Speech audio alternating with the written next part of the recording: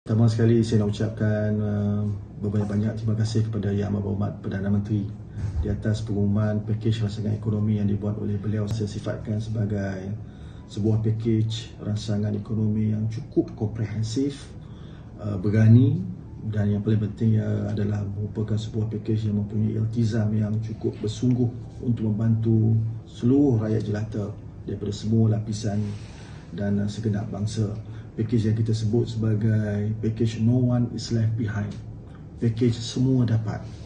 Dan ini penting kepada rakyat, terutamanya mereka rakyat yang sedang menempuh tempoh-tempoh yang begitu sukar dalam keadaan penularan wabak COVID-19 ini. Dan saya amat gembira kerana pengenalan beberapa insentif baru dan terutamanya perluasan capaian dalam pakej rancangan ini merupakan suatu bentuk pakej yang saya sifat cukup inklusif.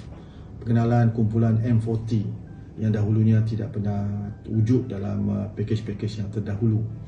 Dan demikian juga bantuan Prihatin Nasional PPN yang memasukkan kumpulan yang berusia daripada 21 tahun ke atas.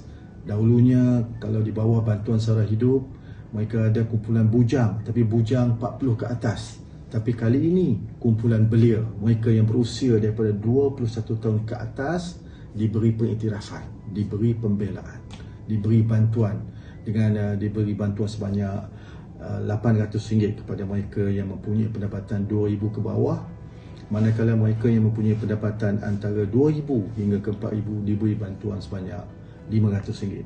Saya kira ini adalah bantuan yang amat bermakna kepada kumpulan dan golongan belia.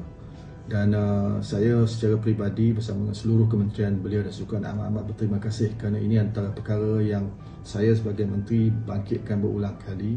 Dan Alhamdulillah hari ini kita lihat bahawa Perdana Menteri kerajaan dengar dan belia dibela melalui bantuan BPN ini. Dan selain daripada itu juga bantuan RM200 kepada seluruh mahasiswa.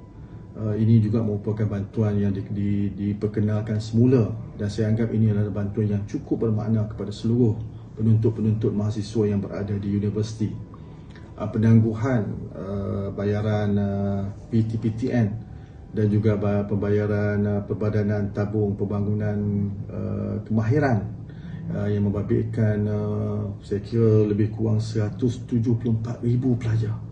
Ini adalah juga antara bantuan yang amat signifikan dan cukup bermakna. Bantuan juga diberi dari segi pengecualian sewaan yang dikenakan kepada semua PPR termasuk rumah transit. Kita ada sejumlah besar juga rumah transit belia, dan belia yang tinggal di rumah transit belia, mereka tak perlu bayar sewa dalam tempoh 6 bulan ini. Ini lagi satu insentif yang cukup bererti dan bermakna kepada golongan belia. Dan saya anggap bahawa secara umum dan secara keseluruhannya pakej rancangan ekonomi yang diumumkan oleh Yang Amat Berhormat Perdana Menteri adalah pakej yang memberi pengertian bahawa belia dibela, belia dapat, dan pakej rancangan ekonomi semua dapat. Terima kasih.